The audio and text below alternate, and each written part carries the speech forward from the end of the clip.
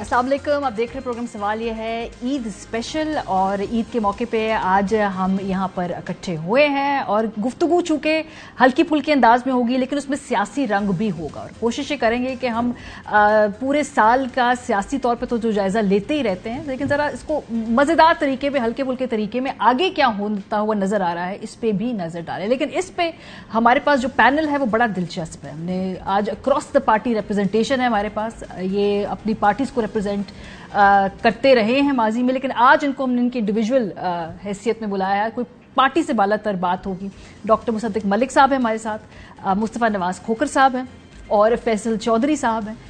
ये तीनों बड़े अच्छे दोस्त भी हैं। ज़रा हम इनसे ये भी पूछेंगे कि वैसे एक बड़ी पोलराइज सोसाइटी के अंदर ये अपनी फ्रेंडशिप्स मेंटेन रखते कैसे हैं, क्योंकि अब तो दोस्तों में, रिश्तेदारों में, ख़ानदानों में पॉलिटिकल बात के ऊपर बड़ी लड़ाई हो जाती है, नाराज़गियाँ हो जाती है, बोलचाल बंद हो जाती है। ये इनकी दोस्ती कैसे रहती है ये भी हम इनसे पूछेंगे। शुक्रिया डॉक्टर साहब प्रोग्राम ये तो हमारे दोस्त के छोटे भाई हैं फैसल चौधरी साहब। अच्छा, आपके दोस्त, आपने अगर सच्ची बात करनी है कि दोस्तों को आपने बुलाया तो वो एक दोस्त तो हमारा शॉर्ट हो गया। क्यों नहीं आया फवाद चौधरी साहब, क्यों नहीं आए? वैसे क्या हो गई, क्या दोस्ती में आपकी? घबरा गए, उन्होंने कहा कि नहीं, हमें उनका रुतबा भी अब देखे ना, नहीं ना भी हो क्रिटिसिज्म, आप रुतबे के भी तो मुताबिक देखे ना। अब आप किधर, आप और मैं। डॉक्टर साहब आप वजीर हैं, भूले नहीं अपने रुतबे को ना, भूले आप। फवाद चौधरी साहब से तो नहीं मुकाबला, फिर भी फवाद चौधरी के वो की अंदर मैं निके फाइनल मिलो नॉट अवेलेबल, मेरे छोटे भाई जी। फैसल कहाँ है आपके भाई फवाद चौधरी साहब? बिजी हैं बहुत ज्यादा, उन्होंने आपको कहा ईद के मौके पे हल्के में जाना और वो लोगों से मिलना जो है वो सारा साल हम करते हैं। तो हमने इधर ही F6 में घूम रहे हैं। डॉक्टर साहब उसने लिफ्ट नहीं कराई, आप मेरे को तो ना निकालें। आप अपने तल्लुकात पर नजरसानी करें।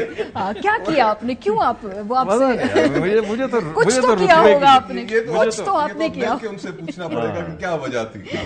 मैंने उनको बड़ा का भी प्रोग्राम करें।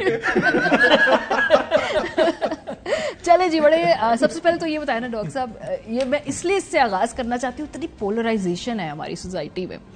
अक्रॉस द पार्टी आपका पहले पीपल्स पार्टी से ताल्लुक था, पीटीआई, पीएमएलएन, किस तरह से आप लोग ये मेंटेन रखते हैं फ्रेंडशिप इन अ सेंस कि भाई ऑब्वियसली बहुत सारी बातों पे आपका असूली इख्तलाफ होता है ना, तो कहाँ पे आ जाती है कि भाई अब ये दोस्ती है, इससे आगे अब अब बात आगे नहीं बढ़ानी, बस ठीक है यहाँ तक इख्तलाफ है, इसको किसी सीरियस फड्डे में नहीं टर्न। किस तरह रखते हैं?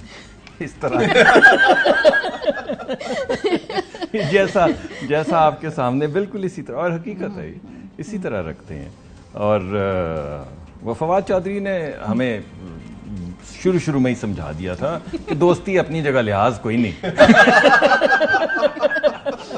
तो जब आप एक दफा दिल से ये बात लगा लें तो फिर आंख में हम जी बुरा नहीं करते।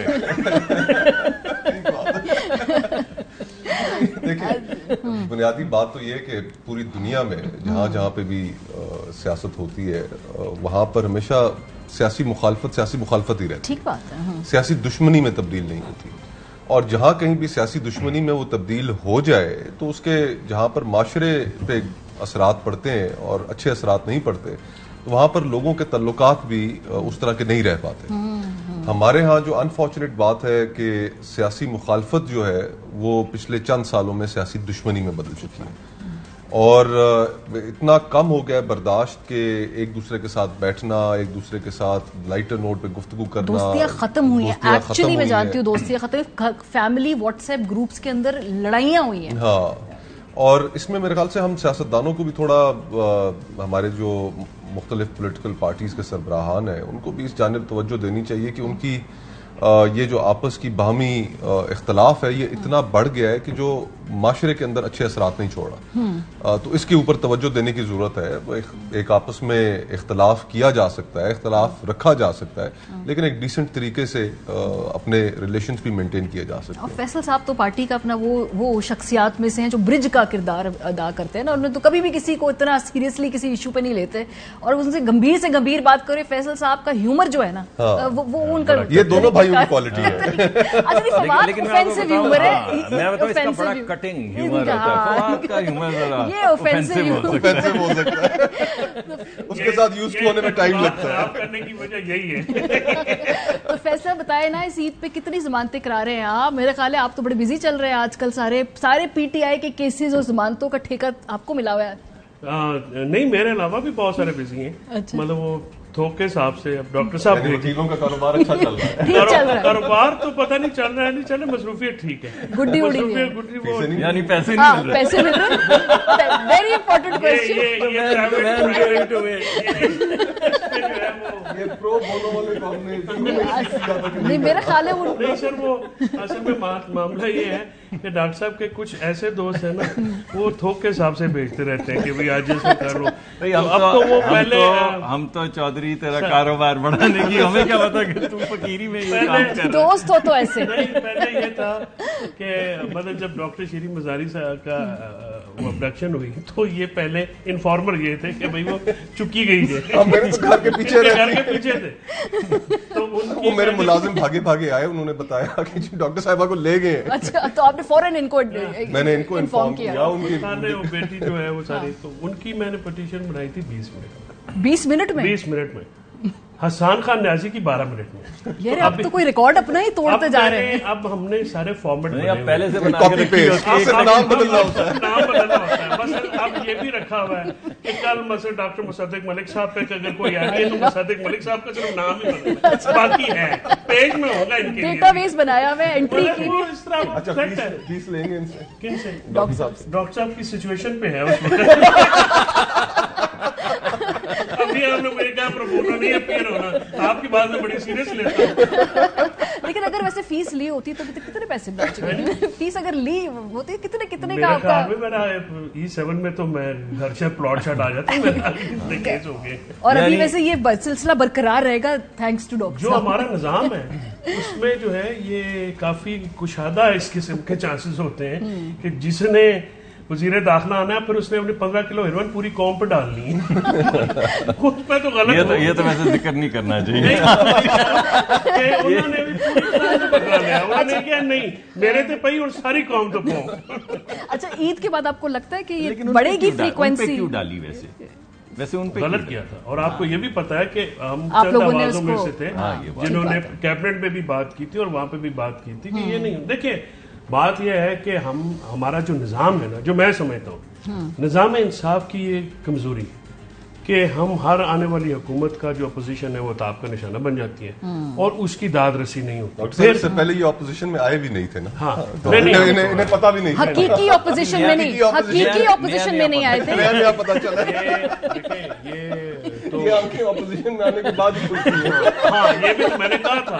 मुझे जज साहब ने अब वो सुप्रीम कोर्ट चले गए हैं, इस्लामाबाद हाई कोर्ट की चीफ जस्टिस बड़े बड़े मोहतरम, उन्होंने कहा कि ये तो पीका ला तो आपकी हुकूमत में भी आ रहा है। मैं कैसा जो तो भले लगता उधर पता लगता है। उस वक्त नहीं था तो नहीं था, उस वक्त वो बनाई जा रहे थे तो अब उनको एहसास, बल्कि वो नहीं होता। तो असल में मसला ये होता है कि वो फिर तर रगड़ा जो होता है ना वो फिर बंदा जहन में रखते हैं। अगर तो देखे ना सिस्टम इतना बेहतर हो कि अदालतें जो है वो इफेक्टिवली आपको किसी को बाहर यही है ना कि सिस्टम अच्छे है तो यहाँ पे फिर वो जो हुकूमत में आता है वो बदले लेता है। तो अभी कुछ अर्से आपको लगेगा आपके और माशाल्लाह कारोबार में नहीं इजाफा होगा आपके, मतलब क्या प्रैक्टिस में इजाफा ये रुकना चाहिए। अब ये देखिए प्रैक्टिस का तो हालात ये है कि मुल्क चलेगा तो प्रैक्टिस चलेगी। ठीक बात है। इस वक्त तो मुल्क ही बैठ गया है तो अपना अल्लाह करे कोई लोग दिन गिन रहे हैं, घंटे गिन रहे हैं, मिनट गिन रहे हैं कि कब जान को अच्छा, आपकी तो गालिबन दूसरी ईद है ना जब पीएम हाउस और इक्तदार से बाहर, आपकी दूसरी ईद है इक्तदार लिए हुए। पिछली ईद भी आपने पीएम हाउस में आप लोगों ने मनाई थी और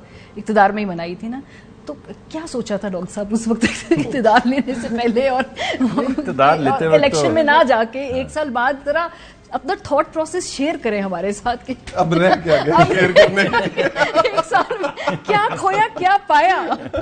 पाया वाली बात छोड़ दे, सोचा नहीं। एक तो आई थिंक ये जो मुस्तफ़ा ने और चौधरी साहब ने बात की बड़ी अहम बात है। इधर हम बैठे हैं और सियासी इख्तलाफ भी रखते हैं, आपस में बैठ के गप भी मारते हैं, इख्तलाफ और सियासी गुफ्तगू भी करते हैं। बिल्कुल। तो गुमान में ये आता है कि ये रवादारी इस कमरे से बाहर निकल के क्यों ख़त्म हो जाती है या किसी भी राहदारी के अंदर दाखिल होते हुए क्यों ख़त्म हो जाती है। मेरे बड़े पीटीआई में दोस्त थे, बड़े अच्छे दोस्त थे, एक दो ने मुझे टीवी पे डिसऑन कर दिया। एक वैसे लड़ाइयाँ भी बड़ी हुई हैं आपकी, ऑन एयर भी मैंने देखा। नहीं, मेरी किसी पीटीआई के मुझे नहीं याद पड़ता कोई ऐसी कोई सीरियस लड़ाई हुई किसी से भी, लेकिन ये रिश्ता जो है सियासी मुखालफत है, ये एक अहम चीज़ है कि ये रवादारी जो है ये दोबारा से आनी चाहिए। बिल्कुल ठीक बात। ये हर मुआशरे में होती है, लोग कांग्रेसमैन होते हैं, सेनेटर्स होते हैं मुख्तलिफ मुल्कों में, एक दूसरे से मिलते हैं रवादारी, और फिर बैठ के एक दूसरे से अपोज भी करते हैं। बाज़ दफ़ा सियासी नोक झोंक भी हो जाती है, उसमें भी कोई हर्ज नहीं, थोड़ी सी सियासी नोक झोंक हो जाए, मगर एक खास जिंदगी मौत का मसला नहीं, दुश्मनी का मसला नहीं, इख्तलाफ राय का मसला है। तो एक तो ये, दूसरा मुझे लगता है कि कोई मुआशरे में कोई वो जो होता है ना आपका डॉक्टर साहब छोड़ दे, मेरी बात करें। नहीं, मेरी बात सुने, मैं आपको sugar coat the whole thing कि मैं कोई कैसे बस चमन बन गई है। हम सारे उसमें शरीक थे, मैं भी उसमें शरीक था। ये लदा बात, मैं किसी और तरफ जाता लेकिन अच्छा गया मुझे वापस ले आया। पॉइंट में लेके नहीं, मेरा ये ख्याल है कि उस वक्त भी कुछ लोगों का ये ख्याल था कि हुकूमत नहीं लेनी चाहिए, और जिस वक्त ये हुकूमत तब्दील हुई है, खासतौर पे मियां नवाज शरीफ का उस वक्त ये ख्याल था कि फौरी तौर पे इलेक्शन में चला जाना चाहिए। दरमियान में भी एक दो मरतबा ऐसी जगह आई, ऐसे मराहल आए जिसमें उनका ख्याल था कि फौरी तौर पे इलेक्शन में चला जाना चाहिए, मगर दोनों तरफ से कोई लॉजिक था, फ्लॉट था। कुछ और ही मंजूर लॉजिक क्या था डॉक्टर साहब, लॉजिक तो समझाएं। लॉजिक ये था कि वो लंबी तफसील है, वो बाद में बताएंगे। थोड़ा सा आप शायद मुश्किल हो जाए। कई चीजें ये जो इसने बात की बड़ी अहम है, इस पर गौर करें। ये कई चीजें जो आपको नहीं बताऊंगा। हमारा तो काम है, हम तो कोशिश करते रहेंगे कि लग जाए कोई पता। लेकिन लोगों का ख्याल था कि मईशत की इतनी बुरी हालत नहीं कि सीधी ना की जा सके। लोगों का ख्याल था कि ये बड़े कॉम्पिटेंट हैं, कॉम्पिटेंस भी थी, एक्सपीरियंस भी था, और ये गुमान भी था कि इतने बुरे हालात नहीं कि इनको स्ट्रेटन आउट नहीं किया जा सके। लेकिन मुश्किल पड़ी, ये जो महंगाई की शरह में इजाफा हुआ है, जो बोझ गरीब लोगों को पड़े, मुश्किल है, मुश्किल लोगों के लिए हालात मुश्किल। हम मुस्तफा साहब, एतजाज एहसन साहब जो हैं और खोसा साहब और आप, तो खैर पार्टी को आपने खैर बात कह दिया, इन दोनों हजरात की भी कोई हालात इतने पार्टी के, पीपल्स पार्टी के साथ इतने अच्छे नहीं लग रहे। और कौन को आपको लग रहा है कि इसी लाइन में ईद के बाद पार्टी को खैर बात? एक बात मैं कहना चाहता हूँ, एक बात मुस्तफ़ा की बड़ी काबिल तहसीन है, और वो ये है कि जो भी इसने अपना पॉइंट ऑफ व्यू लिया है वो पार्टी छोड़ने के बाद लिया है, और उसको लेने के बावजूद भी पार्टी को क्रिटिसाइज नहीं किया। ये और अपने आप को पार्टी से सेपरेट करने के बाद फिर अपना एक नुक्ता नजर सामने पेश किया। मैं समझता हूँ इस मामले में इंटेग्रिटी है। दिस इज हाउ, अगर आपको इतना इख्तलाफ है तो फिर आप छोड़ के सामने आ जाए और बोले अच्छा वक्त गुजरा हो तो फिर मुनासिब भी नहीं लगता कि आप जब रास्ते जुदा हो जाएं जिस भी वजह से हो, तो आप फिर बाद में क्रिटिसाइज करना शुरू हो जाए। एक अच्छा वक्त गुजरा, बिलावल साहब ने, जरदारी साहब ने मुझे बहुत इज्जत दी, और लेकिन रास्ते एक्चुअली अलहदा किस पॉइंट, एक होता है ना, एक नुक्ता होता है कि उससे आगे फिर आपको एक क्लैरिटी आ जाती है कि अब यहाँ से मेरे रास्ते जुदा हैं। आपने तो कहा था इसमें हम सियासी बात करेंगे। बीच में चुके गुफ्तगू आ गई। ये तो आपने 10 बजे वाला रात का प्रोग्राम। आप समाजी वजूहात बता दें। देखिए, आपने जिक्र किया मिठा काटसी, चाय बिल्कुल फीकी है, चीनी लेके आए जी। इम्तियाज साहब का भी जिक्र किया, खोसा साहब का भी जिक्र किया कि क्या वजूहात थी। हम कई दफा आपस में एक अजरा मजाक दोस्त पीपल्स पार्टी पंजाब से खुसूसन ताल्लुक रखने वाले जब आपस में गुफ्तगू करते थे, तो हम पिछले 5, 7, 10 सालों में जो हम टेक ऑफ नहीं कर सके, जो मुश्किलात रहीं, उसके अपने अलग रीजंस हैं। लेकिन हम अजरा मजाक आपस में ये गुफ्तगू करते थे कि हम जब लाहौर से इस्लामाबाद का सफ़र करते हैं तो हमारी जो पीपल्स पार्टी के कायदीन हैं पंजाब के, वो सारे एक गाड़ी में आ जाते हैं, और एक गाड़ी में ही हम तो वो बहुत सी ऐसी चीज़ें हैं कि जो करनी चाहिए, जो नहीं हो सकी, नहीं हम कर सके, कि जिनकी वजह से हम कॉन्स्टेंटली जो पॉपुलैरिटी है वो लूज़ करते रहे। और खैबर पख्तूनख्वा और पंजाब में, अब मेरे लिए तो मुनासिब नहीं है कि मैं को बहुत ज़्यादा उस पर कमेंट करूं, लेकिन बहुत कुछ करने की ज़रूरत है, लोगों की इमेजिनेशन दोबारा कैप्चर करने की ज़रूरत है। हमारी जो डेमोग्राफिक्स हैं वो इस हद तक चेंज हो चुकी हैं कि या जहां पर जिस मुल्क में 66% तबका 30 सालों से कम लोगों का हो, तो उनकी एक सोच डिफरेंट है। वो सियासतदानों से और सियासत से एक मुख्तलिफ चीज चाहते हैं। हाँ, उनकी एस्पिरेशंस डिफरेंट है, उनको कोई टैप इन नहीं कर रहा इस वक्त। ठीक और जो बाकी जो एग्जिस्टिंग पॉलिटिकल पार्टीज है वो अब उन नौजवानों के लिए, उस तबके के लिए एक स्टेटस को रिप्रेजेंट करती हैं और ओल्ड पाकिस्तान को रिप्रेजेंट करती हैं, जिसने पिछले 75 साल में फ्रैंकली डिलीवर नहीं किया। इसका ये मतलब नहीं कि ये भी हुकूमत में रहे और इन्होंने कोई डिलीवर किया। हाँ। इनकी भी माशाल्लाह परफॉर्मेंस जो थी काफी काबिल दीद थी। तो अब रीब्रांडिंग की जरूरत है, अपने मैसेजेस को दोबारा उस नौजवान नस्ल के लिए दोबारा नए सिरे से और फ्रेशर तरीके से यंगर लोगों के साथ जो आपने कॉन्वर्जेशन शुरू करनी है वो करनी है। आप लोगों ने कुछ सीखा है वैसे अपने पिछले जो 3-4 साल के दौरे हुकूमत और 1 साल के दौरे हकीकी ऑपोजिशन के? नहीं, डेफिनेटली बंदा सीखता तो है। पहले तो ये कहते थे बर्गर पार्टी है, 1.5-2 महीने खड़का लो, पर्चे वर्चे करो, बंदे अंदर करो, फिर ये इन्होंने कहा दहशतगर्द हो गए हैं। तो बात ये है कि जो टैप इन इस वक्त आप ये कह रहे हैं ना कि जो यंगर जो पॉपुलेशन है, देखें आपको ये कुछ सर्वेज हुए थे इनकी पार्टी के हवाले से, तो वो जो लोग सर्वे कर रहे थे तो उन्होंने ये रिपोर्ट्स भी दी कि भाई आप उस जनरेशन को कैप्चर करने की सोच रहे हैं जिसकी जरूरियात का आपको पता नहीं। देखिए पीटीआई को ये बात आप क्रेडिट उनसे नहीं ले सकते हैं कि यंगस्टर्स की अगर कोई जो आवाज है या जो उनकी मामलात को टैप इन करी है वो पीटीआई है। ब्रेक लेते हैं, फिर इसके अलावा दोबारा थोड़ी सी हल्के सवाल की तरफ चले जाएंगे। ब्रेक से वापस आते हैं, फिर ये हम मजीद गुफ्तगू करेंगे अपने मेहमानों के साथ। आप लोग हमारे साथ रहिए।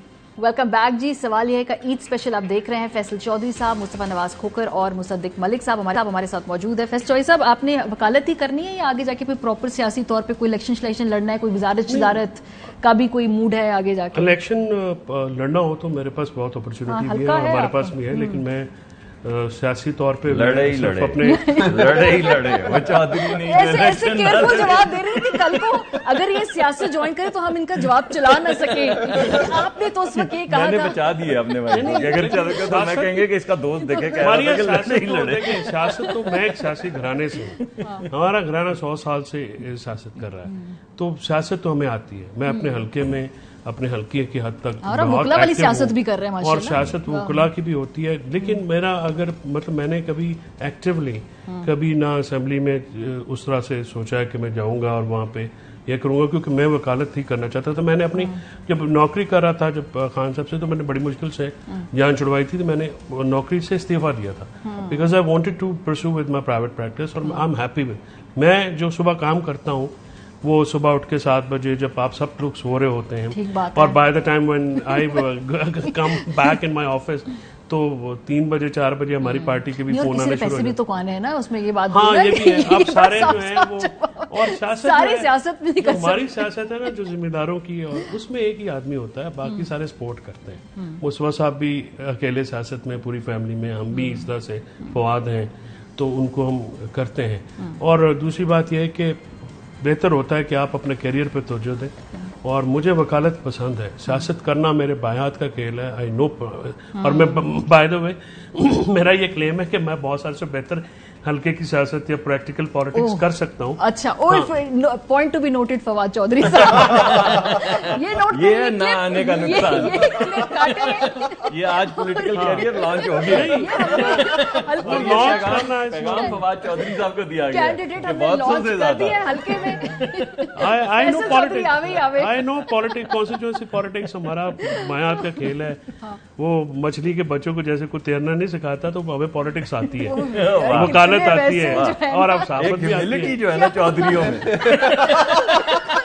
बिल्कुल कसरे नफ्सी से ताल्लुक ये देखिए ना, अभी हमें मोरन फैब्रिक पे लेक्चर दे रहे थे राणे तनवीर की तकरीर सुनने के बाद, 92 में तस्वीरें फेंकने के बाद तौर पे रिटेलिएट नहीं करते, थोड़ी देर सांस लेके उन्होंने ब्रेक में सोचा, अपना ये जवाब पूरा मोरालिटी पे लेक्चर देगी सर, डॉक्टर साहब दे सकते हैं, ये इज एन एक्सेप्शन। डॉक्टर साहब जो है ना वो ये is a right man in a very wrong party. ठीक है, इनकी पार्टी जो है ना, डिफेंड योरसेल्फ डॉक्टर साहब, you are in the right party. Doctor साहब लग रहा है स्क्रीन से बड़े लिखे आदमी पता नहीं की करने वाले होते हैं काम फंस गए। मैं पानी पीने वाला। अगला सवाल मेरा आपसे ही है डॉक्टर साहब की तो बुनियादी शर्तें नहीं पूरी होती नून में होने की। क्या कौन सी? शरीफुल नफ्स, तमीजदार आदमी है, मतलब गुफ्तगू सुलझी करता है, इनका नून लीग में क्या काम है? वो हमारे कौन से वो दोस्त हैं, वो क्या नाम है जी, वो जिन्हें जिस दोस्त का नाम नहीं पता उसका क्या कहना है? लंबे बालों वाले, जिनको आप अच्छा वो जो अंदर है गंडापुर साहब जो हैं वो, मैं तो ये कह रहा हूँ ना कि पार्टी की ये तो बदतमीज पार्टी नहीं ऐसे, मैं तो वैसे आपको नहीं, ये तो आप ज्यादती कर, मैं तो नफीस अपनी गल आप कितनी बुरी बात, मैं उनकी नफासत की बात कर रहा हूँ, ये किसी तरफ और बात ले गए। आपने कहा नफीस लोगों की पार्टी, तो मेरे गुमान में जो लोग आए मैंने आपके सामने पेश कर दिया। बेचारा तो आपने तुम तना के उसका और क्या निकालना है? नहीं तो दे तो दिया। नहीं वैसे नामुनासिब है उनका। अच्छा डॉक्टर बताइए ना, बड़ी ईद तक तो गैस आ रही है ना रूस से, हमारे को नहीं आ रही अभी? छोटी नहीं गैस नहीं, पेट्रोलियम, सॉरी पेट्रोल, बड़ी ईद तक पेट्रोल का क्या होगा सूरत हाल? पेट्रोलियम प्रोडक्ट्स का तो हम दे चुके हैं, उनको अंदिया दे चुके हैं, और मेरे ख्याल में कुछ हफ्तों में हमारे पास कार्गो आ जाएगी। तो बड़ी ईद तक ये अच्छी खबर हमारे पास। डॉक्टर साहब आप कराची में क्या क्या कहें, उधर से मुतालबा आ गया कि आपको चेंज करें?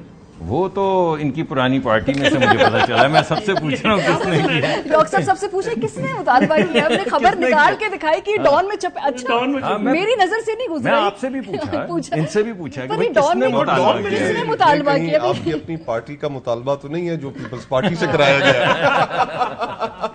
बात में दम है, मुमकिनात में से शामिल। मेरी पार्टी तो जब चाहे मुझे पार्टी में ये रिवाज है कि जो परफॉर्म कर रहा हो उसको निकालो, मुमकिनात में से शामिल है सर।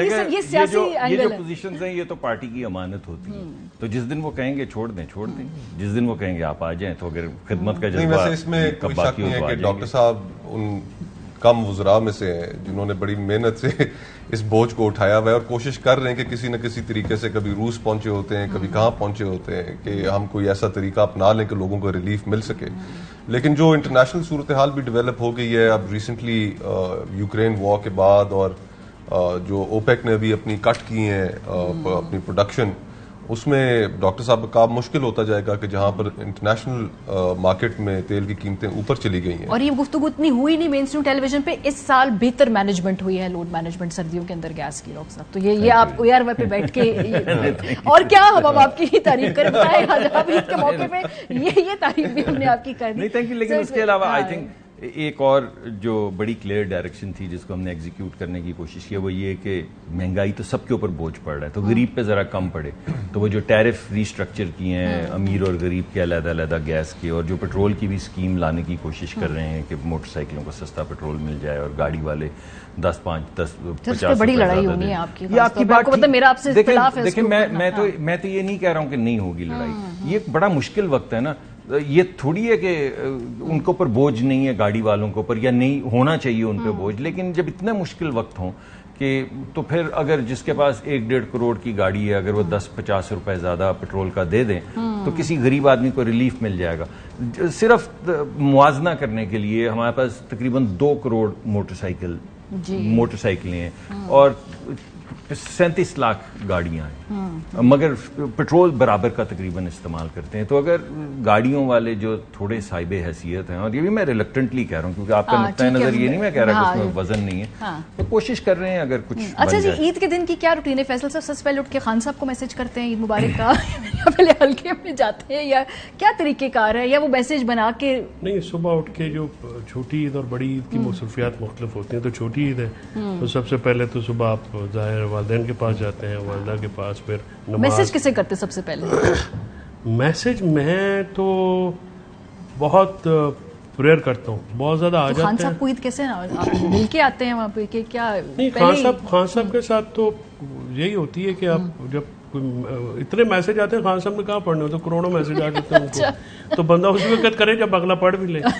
तो वो मतलब मैसेजेस का मुझे बहुत ज्यादा आते हैं। हमारे यहाँ पे फिर दूसरा हमारी एक रवायत है, हम सुबह सारा गाँव, उसके पहले जो हमारे इमीडिएट रिश्तेदार हैं, हम लोग ईद की वो सुबह नाश्ता होना इकट्ठा होता है, फिर आहिस्ता आहिस्ता लोगों का हमदरफ्त। 3 दिन हमारे बहुत बिजी होते हैं, 3 दिन में बहुत ज़्यादा रश होता है, हल्के के लोग आते हैं, उसमें केटर करना हर किसी को, और क्योंकि मेहमान दूर से भी आते हैं। तो हमारी तो जो ईद होती है, मैंने चांद रात आज तक नहीं देखी, मैं आपको ये भी चांद रात आज तक मैंने देखी नहीं है कि चांद रात शहरों में होती कैसी है। अच्छा, तो वो जो चूड़ियां पहनाना और ये सारा कल्चर जो नौजवानी में अब नहीं पहनते जो नौजवान जब लड़के वगैरह तो बड़े चांद रात बड़ा इवेंट नहीं मतलब देखने जाते सर, लड़कियां चूड़ियां पहनती थी तो देखने जाते हैं और कुछ कोशिश करते पहना भी थे चूड़ियां। हाँ, वो ये बड़ा कल्चर था 90s में। मतलब मेरी जो ये सारा होता है बड़ी मैंने कभी नहीं देखा, बिकॉज हम ऑलमोस्ट एक दिन पहले जो है वो जाते हैं। आज तो सारी रात जागते रहे कि पता नहीं कब पुलिस आ जाए पर डॉक्टर साहब ने बंदोबस्त किया है कि भाई सुबह आपने अगर प्रोग्राम ना करना होता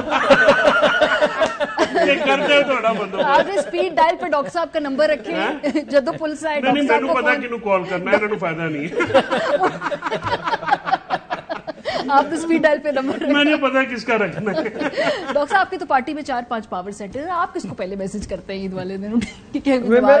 मैं जरूर कोई भी हो तो ये व्हाट्सएप ग्रुप है कि उसमें कर देते हैं? नहीं, मेरे जितने जो कॉन्टैक्ट्स जिनके साथ ऐसे नहीं लोग जिनके साथ बिल्कुल मेरा ताल्लुक नहीं, लेकिन अगर कोई ऐसा आए तो मेरी ख्वाहिश ये होती है, बाज़ दफ़ा मैं भूल जाता हूँ कि मैं उनको मैसेज कर दूँ और पहले से एक रात पहले से कर दूँ। तो ये मेरी ज़रूर कोशिश होती है, मुझे खुशी होती है, उनको पता नहीं होती है नहीं, लेकिन मुझे खुशी होती है उनको पैगाम। सब यार मॉडेस्टी है, कुछ सीखे फैसल चौधरी से, एक आउंस ऑफ मॉडेस्टी चूके